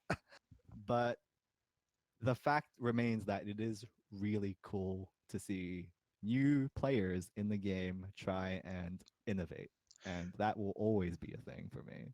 If you whether whatever nationality, even if it is China and its fucking dumbass government, decides to make something new, then yeah, Genshin Impact, great. Yeah, Arc Knights, great. Azure Lane, great. Fantastic. goes Don't like frontline. the Chinese government. Don't trust the Chinese government. So I don't really trust the Chinese company in charge of that either. But I do like the people making that game. Let's just say. Do you attribute that to what we said earlier about just anime becoming more popular, and that's Yeah, why yeah. China's and That's another thing. Anime and the fact that more and more people are obviously wanting to enjoy these types of games, especially in the West. The more people who want to do that, the more business opportunities there is. And if you can have an innovative game that everyone wants to play, like Genshin Impact, Breath of the Wild 2.0 plus anime, then yeah, go ahead. do you think they necessarily have to imitate the Japanese market to get that kind of reach instead You of don't trying have to to, make their but own? you don't Like, have to. like, do you think But if at the same, Genshin yeah, and them made like a like the Chinese style anime kind of kept with that kind of style of drawing for all their games, it would be as successful? the no, I'm gonna say that blunt out. The fact that we are inundated with Japanese kind of games and Japanese kind of art makes it such that, and the rise of that, especially in the West as well, makes it so that we are more familiar with that and we're more willing to try out games that have that aspect. Like maybe you look at Azure Lane, you're like, that looks Japanese. Maybe it's a Japanese company, even though it's 100% from China. You're more likely to play that game because it's just like, well, it kind of follows something which I'm used to. Whereas with Chinese games with a different art style that's maybe not as Japanese as we would like, we're probably not gonna touch it as much, mainly because it's just like, well, it's different. And there's no cult of personality where we're like, we're used to this yet. Maybe if in the future we get more inundated with Chinese types drawings or Chinese type whatever that they decide to push out, and we get used to that. Maybe in the future we're like, yeah, I'm used to this kind of style, and I would like to try a new game in that style. Let me rephrase it a little. Are you ever get like turned down or like turned off or like not want to play the game because you realize that it's China and not a Japanese game or because it's something that China Nope. does? Because I Uh, know that's like a very common thing nowadays, like cancel that is culture. common, mainly because of fears of China But because of the Chinese government. but I hardly ever see the actual Chinese company themselves take a hit from it. Like for Yeah. example, like Blizzard got in a lot of heat a while back because they disqualified one of the players for making like comments against China. Hmm. But like, so everyone got really mad at Blizzard at the end but all the other Chinese companies that got off. So I don't know where I was going with this. Like, do you ever think that like when people see the China that would be that Chinese made the game that they'll like change their mind about the game, or do you think it's That like can happen. I do think that is a possibility because China. it's Not China? gonna lie, it's just the Chinese government is kind of not fun to be around with their force of political everything. Let's just go with that, and the fact that we still have to deal with them no matter what. It's hard to separate the company from the government as well. So Yeah, especially when there is like a clause where the government can just take the company and run it as a company. So because of aspects like that, trust in a Chinese company is kind of hard for certain people as well. But that doesn't exclude them from making fun games. No, I think they It's make. just it's just the fact that because they are under a Chinese company, which may or may not be also under the Chinese government, which can also which can also lose certain players as No, well. no, I think they make great games actually. Like Oh Arc no, I think Knights. they make fantastic games. Genshin Impact seems like it's fun. I'm not gonna play it. I I think don't have the time for fact that. that But it's Arc Knights is great. cross-platform on every single platform is. I feel like people don't realize just how difficult that is to do sometimes. Mhm. And I know it's becoming more popular, like Fortnite does it too, but like I couldn't imagine trying to code something that works on like a phone and a computer and an Xbox. Mhm. It would just be crazy. And then the girls in Arknight are just like 10 out of 10. I stopped because I knew for a fact that thing was gonna take my money, and I am gonna only make a certain amount of money before needing to leave. So I'm gonna save that money. This is why you just don't pay any money for any game. I will buy games, my friend. I will buy single player Japanese JRPGs. Mainly because generally, most of the time, I can kind of tuck them away and play them later. And that's fine with me. But with Arknight, which requires me to pay attention to it every goddamn day because it's a gotcha game, I I I can't. It's too much every single day. And I have other things to do, like work. You need to work. Also, shout out to Persona 5, which you have yet to play, despite That will having it eventually come for like out five after I years. decide to play all of the Nihon Falcom games, which there's a lot of them. Must be nice having time to play games. Yeah, it must be nice to have this 6 month vacation where I'm not in Japan. It's terrible. To be fair, he did quit anime. Speaking of anime, if we're done with games, we can transition over to the seasonal stuff. Yep, If you have fun, guys are ready Kota. for that. Tag me in. All right, Coda, let's do anime. All right. I know we're watching a lot of the same stuff. I wanted to talk about the Tonikawa Kawaii anime with Josh, but he's not here. I've been enjoying it. What did you? Hopefully everyone's been watching. Also, just heads up for spoilers. But what No did key you? stuff, please. No key stuff. We'll get Okay, to yeah, key a little bit. we'll We'll try to gloss over. be very over the gloss with key with you. Thanks, because I'm gonna watch all of it later. I Only don't want to watch two it once. Actually, we can start with the key right now. Actually, only 2 what episodes of it is out. what do you? I haven't talked to anyone about it because it wasn't out when we were on the podcast last time. But what do you think about the anime so far, Coda? I'm curious on how it's gonna go since the that main girl Odin. I don't I don't have a good read of her. Do you th- It almost feels like it's trying do to you th- push for romance in a different direction, but it being key, I know something sad is gonna happen, and I'm wondering it's gonna happen to. do you think the apocalypse is real? Hmm, that is not something I So thought. Yeah, the whole 30-day thing. so hold on, let me pull up the anime and then we can kind of give a little rundown on what the anime is to the people here. Where's my projector?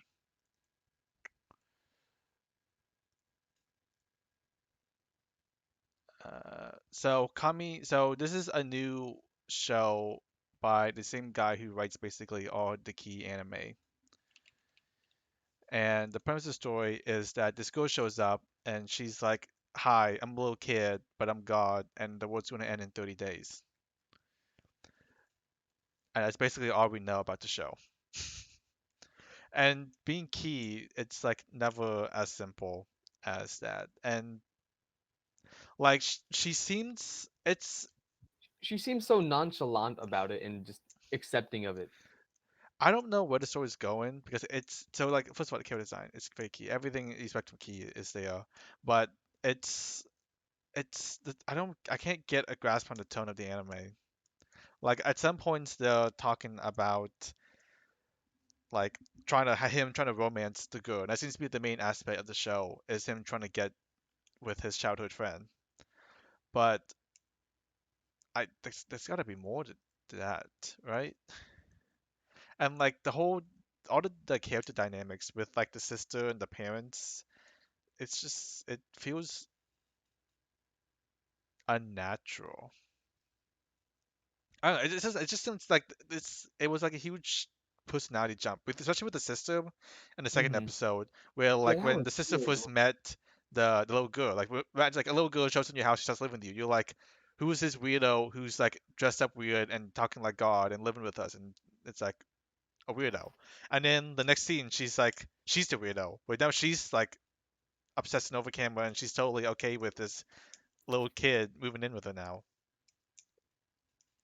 And the fact that she has like no real backstory and they don't almost don't care about her backstory is a big red flag in my opinion. And they give like hints, like the parents in today's episodes was like, "Oh, I'm so glad she came to us." Makes me think that they know her, but we don't know how they know her, and everything's just a huge mystery. I don't know what to make of it, but it feels very key, which may or may not be a good thing. But going off of Charlotte and Angel Beats, it has a they have he has a Yeah, and I'm trying interesting to also track analyze history. the name of the day I became a god. See, my It theory can't just about be talking this. about her. No, I think my theory is that she is a normal. She started out as a normal person. That's why she has like her real name and her actual house. But she became she got inhabited by a god or an angel, and she was like given like omnipotent powers to quote unquote save the world. So she's like a kid, but not a kid. And that, I see what you're trying to say. but I still have no idea where this show is going. Yeah, It's just the jump in tone from the first episode to the second episode. I mean, it was more or less the same tone. I mean, It was, it it was no, somewhat similar, but it flipped and flapped, it but felt different. it flipped and flapped in the first and second episodes. A kid, but not a kid, is a good defense for being a lolicon.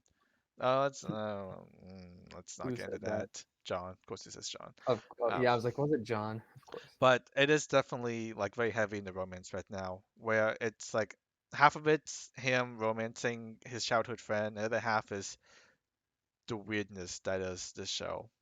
So Yeah, plus everyone having some form of reference to a deity.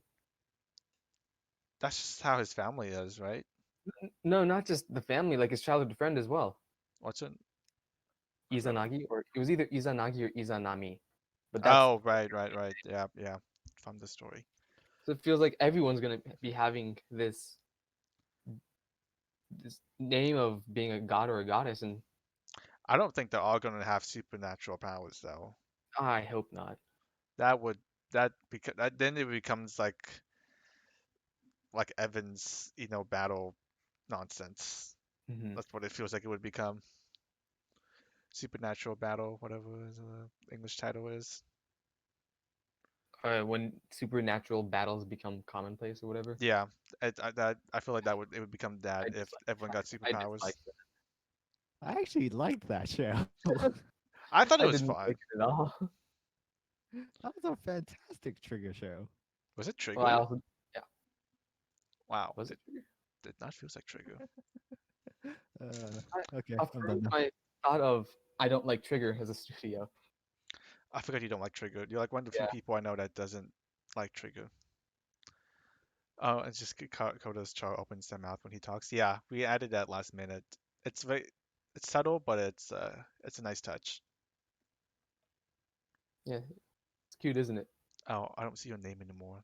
Hold on, I can fix that. Was there any anime that stood out to you, Koda? Because I didn't have you here last week to talk about what stood out to you. See here for new shows. And no, John, I'm not going to talk about Iwa Kakeru.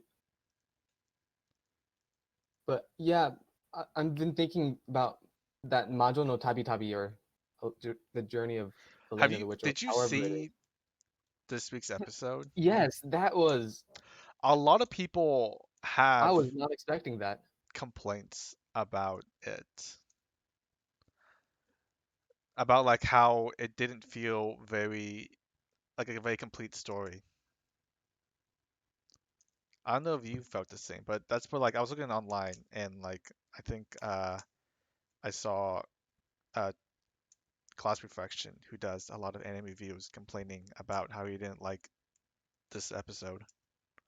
Well, I understand that it shouldn't. I don't think it should feel like a complete story. because this is about her journey and experiencing and meeting all these different This is people in different places. this is So very it should much feel like bits and yeah. pieces of it.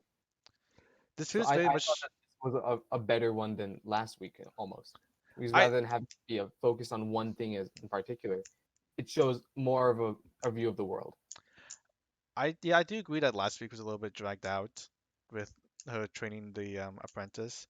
Um, I do feel like this is basically Magical Girl Kinu's journey, which I'm totally okay with. And I did really like the darker tone this episode took, Yeah, that was because it got really dark in both yeah in that both scenes. that hurt a little bit in seeing it, especially the second half. The second half wasn't That I was necessary. not expecting it. Like the first half, you could kind of Yeah, when they showed the reveal, you like could kind of see that coming. But the second one of the story ending is I was not ready for that. the second half could have been a happy ending, but they like purposely went out of their way to make it a dark ending, which I don't know. I'm kind of digging the darker aspect to Yeah, this I like like this is it's seeing the world as how the world is, not just how everything is happy-go-lucky yeah, that you want to expect or fantasize about in a journey. yeah. The world isn't always happy, which I think this thing does a good job of doing. I still highly recommend it, but it is definitely was a surprise to watch it this week. Yeah, but I really like this episode or this show rather. hmm I'm enjoying it. Yeah, So, are any of you guys watching the Higurashi sequel slash remake? Because that's not been yet. okay. Original Higurashi is best Higurashi. It's a remake, but a sequel, but a remake. How is there a sequel to the show? It ends on a very nice note. It's it's uh maybe we can get to it a little bit. Um, so the first episode is basically the traditional first episode of Mhm. Higurashi, but then the second Murder? episode, huh? Well, Murder? we didn't get to Muda yet. And that's not the first episode of Higurashi. Well, How it because it was still like introducing the characters and they were at the graveyard and you were I don't know what seeing you're talking about. The first part of okay. Higurashi is literally a baseball bat to the face.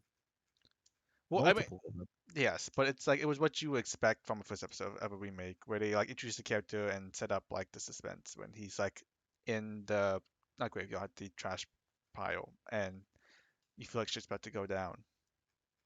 But then like the second episode came out and then you see characters that you don't see until like the second season. You see like older Rika talk to like her future self about the time loop stuff, excuse me? which is stuff you don't find out until much later.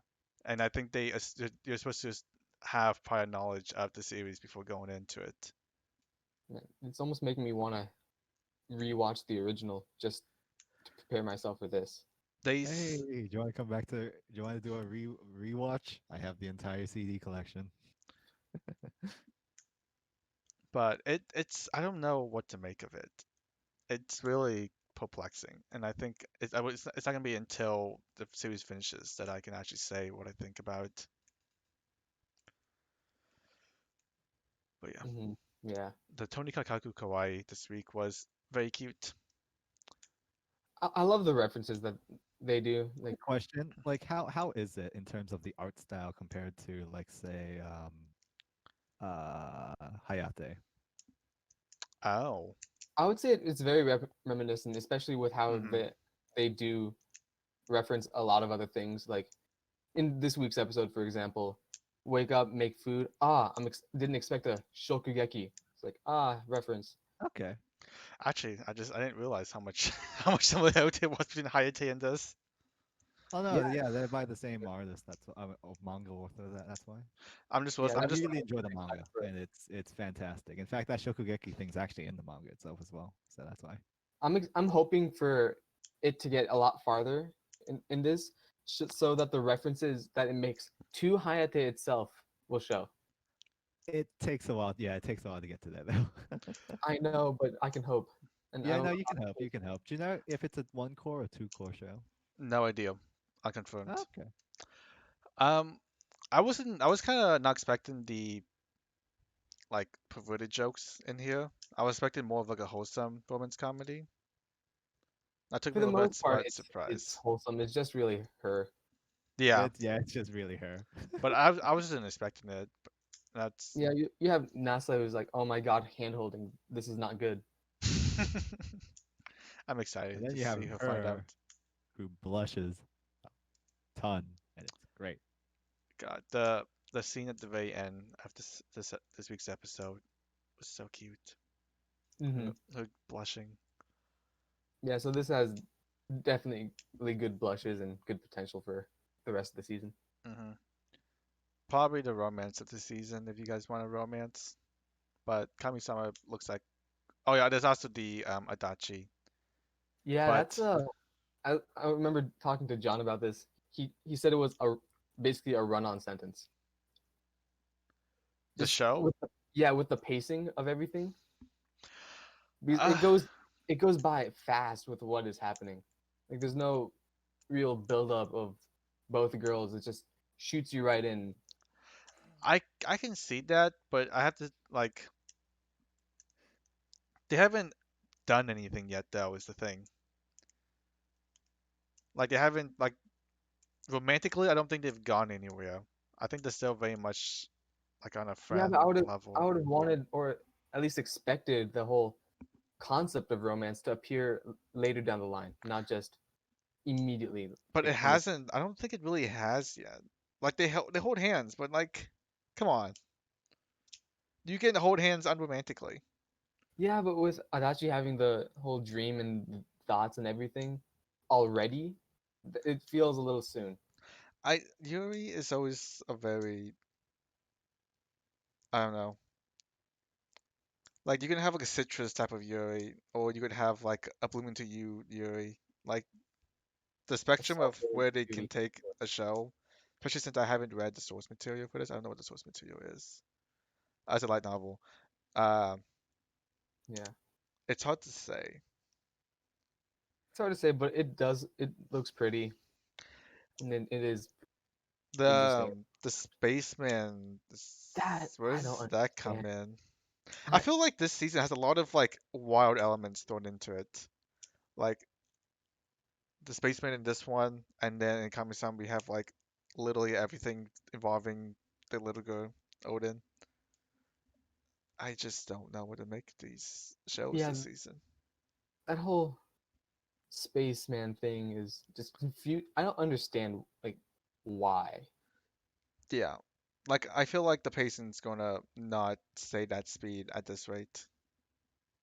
I would hope not. I think they just had to rush through the introduction. But it is pretty. I'll give you that. It's pretty drawn.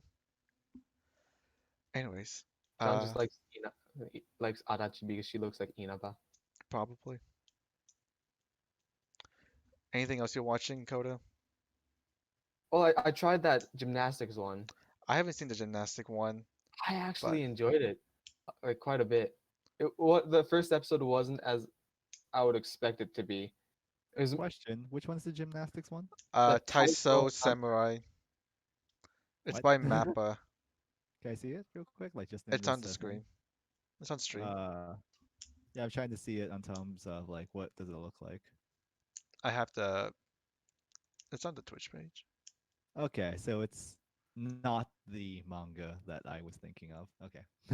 It's by Mappa. And Mappa usually does pretty good stuff usually, but uh, it just looks very weird. I don't think I want to do weird right now. It was strange.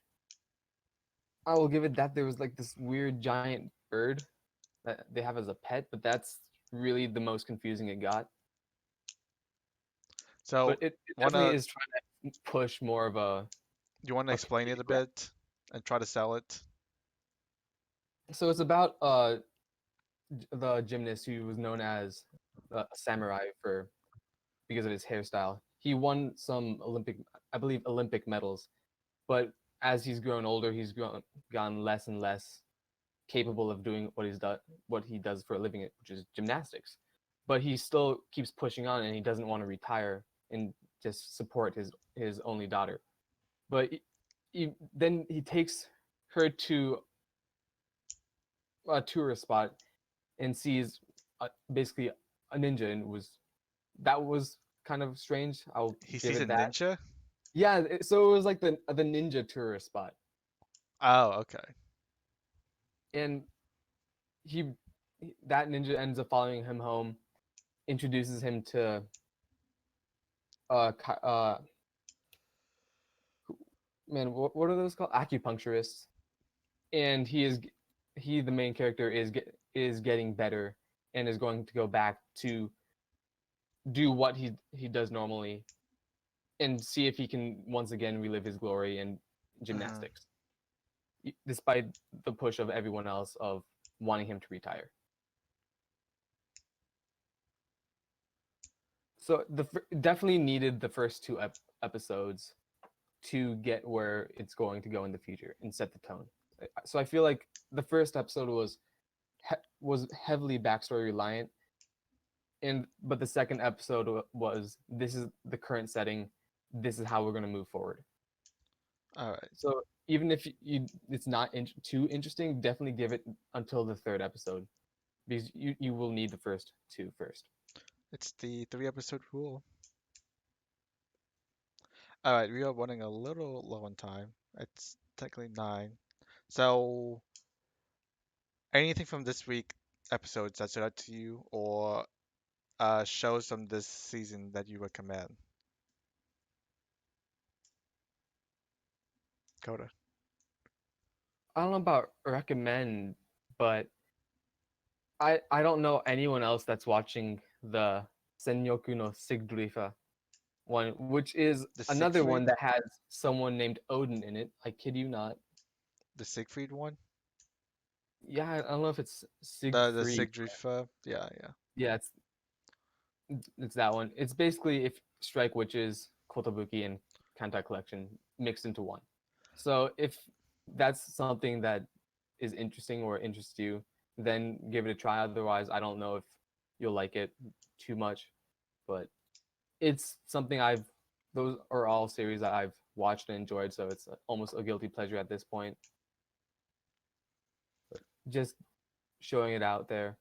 I know. Plus, the opening is by uh, Nano Akari, so the one that did the ending for the Science Love show, or Oh, rather.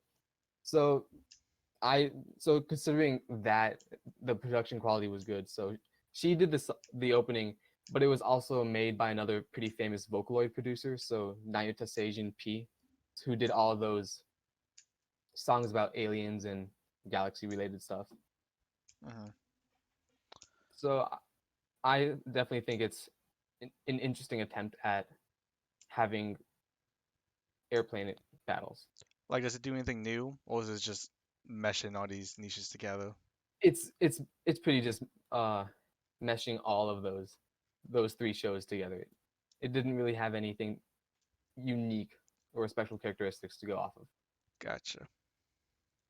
But that's the only thing really that I haven't seen people talk about. But and then there's the whole rock climbing one that John loves.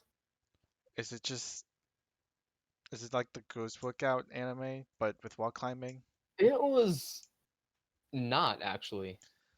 I didn't see the workout ones The because dumbbell, the yeah, dumbbell I anime? Okay. actually watched the dumbbell, but this one had a different take on it and equated rock climbing to a puzzle game of focusing on the routes, which I found interesting. So there was more of a focus on the sport itself rather than the girls, in my opinion. So although that may change, when I watched the first and second episode, it it was definitely better than how I thought it was going to be when I first walked into it. But do you recommend it? That's, Yeah, that's a question. I don't know if I would recommend it because it's not like the best thing, especially the best thing or best show this season. But it was more entertaining than I thought it was going to be. So if you want something more lighthearted, even though this is considered a drama, and just to be have you look as a little guilty pleasure and regret watching later because it's about girls doing rock climbing, then that's a good option for it. okay. All right. Well, it is 9:05. Let's go ahead and wrap up the stream. Thank you for hanging out with me, making Coda. No And problem. We will be back on the 31st, I think, for our Halloween podcast. If you guys have anything you'd like to talk about or any suggestions for the podcast, feel free to send it to us. If not, the Discord link is below on the channel. So feel free to join it and hang out with us. And until then, we will see you all. Before Uh, we're done, actually, yeah, go ahead. I just realized that No Surge DX is coming out in Japanese, and that is fantastic. So if you don't know what this game series is, it's another one that's similar to Atelier, but No, more people don't know about it because it's even more obscure. what is it called? This is Art and Elico. So the Surge on Concerto DX is the Art and Elico series, the ones that Sydney actually really like. I don't know how to spell. I give Yeah, up. and it's gonna come out, and I'm gonna be like, oh yeah, and one of the items that it has for the limited editions in Japan is $1,000 US. what? All right. Anyways, I'll show it to both of you we're gonna end stream here and making it show this off stream. All right. Night everyone. because this is actually Right, fantastic.